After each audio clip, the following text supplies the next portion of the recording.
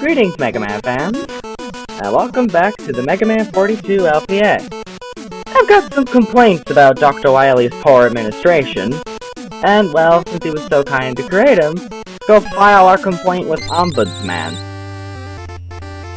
In case it isn't clear, that is actually what an ombudsman does. They are an official appointed to investigate individuals' complaints against maladministration, especially that of public authorities. Basically, they're the people that exist, so if the government or something is really, really screwy, they're supposed to be the people you can talk to, I think. Anyway, you cannot go left, so don't try to go left. Also, actually some pretty good music here. And here we have those bouncing poker chip things. They're called bouncers. Here we have the bouncers in their natural habitat, for lack of a better term. They're a lot less annoying here than they are normally. And I am going to kind of speed through this room. Or at least try to. And it is, in a way, kind of designed for it. It is definitely possible to go past these plane printers without taking damage, though I didn't pull it off in this video. They're a fairly silly enemy, but they're so frequently out of buster range that they actually make a very credible threat, as this second set shall clearly demonstrate. Fortunately, the planes themselves can be destroyed. Good thing, since otherwise there's a slight chance that any one of these planes could knock you into spikes, that would kind of suck. And I apparently can't advance. And I'm not, and you know what? There seems to be some kind of construction, and there seems to be construction going on. Did Ombuds Man take over an office building while it was in the middle of being worked on? How dastardly. Oh, not another one. Another room where Revolver gets placed in a position where it is an immediate threat. Was Iron Man and Madman the only ones who could introduce that enemy in a decent manner? Whatever the case. Ow. Brilliantly done there. I gotta admit though, this section at least has something resembling a difficulty curve to it, so I guess I can't complain.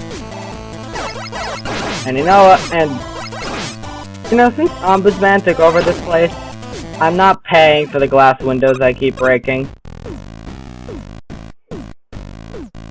And here we go again. These bouncer enemies are a lot less annoying when they're not bouncing on beds. Really. Yeah! That's a roller. Okay, I didn't expect that. Not really sure why it's there. I think it's the only one in the stage. More planes. Ow! Case in point, they can knock you into spikes.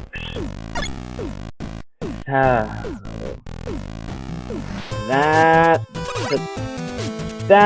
bit of a proof of concept. Hopefully I think I've died in every one of the past few videos that I've recorded in the last hour or so.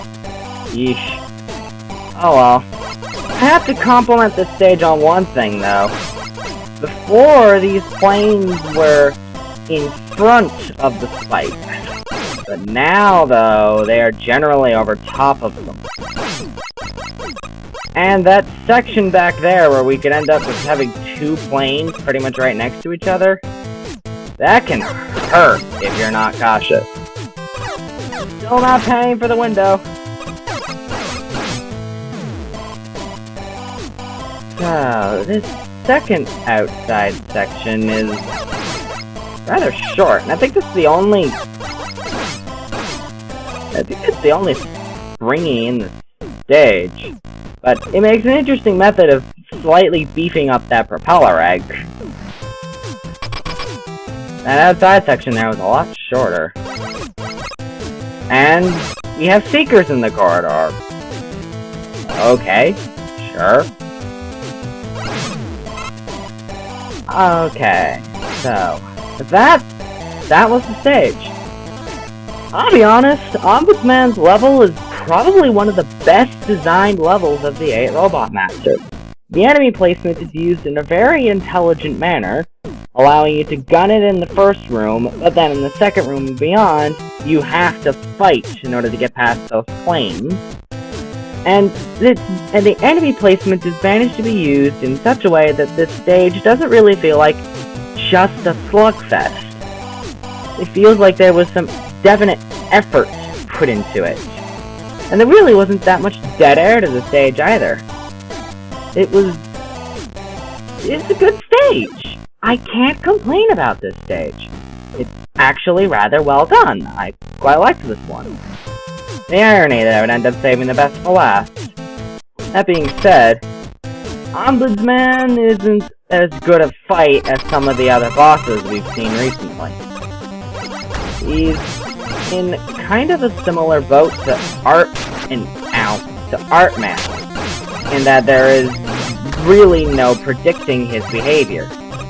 That being said, he doesn't have a completely random jump to him, so he's at least a little better,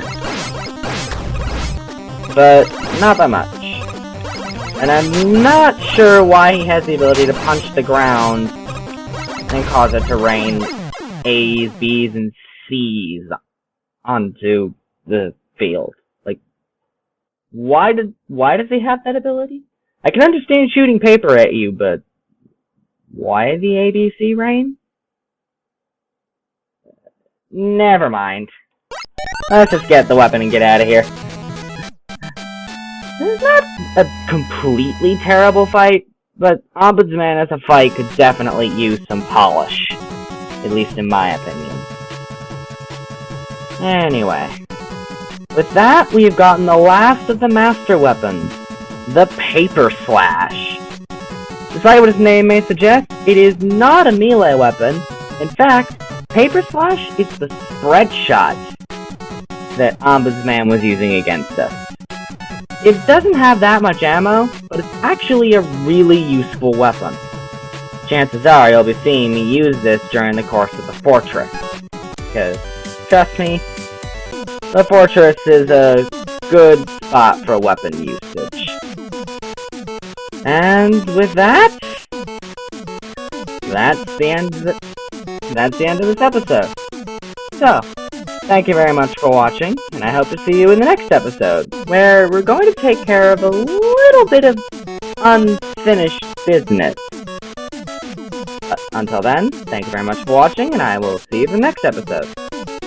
So, on that note, goodbye!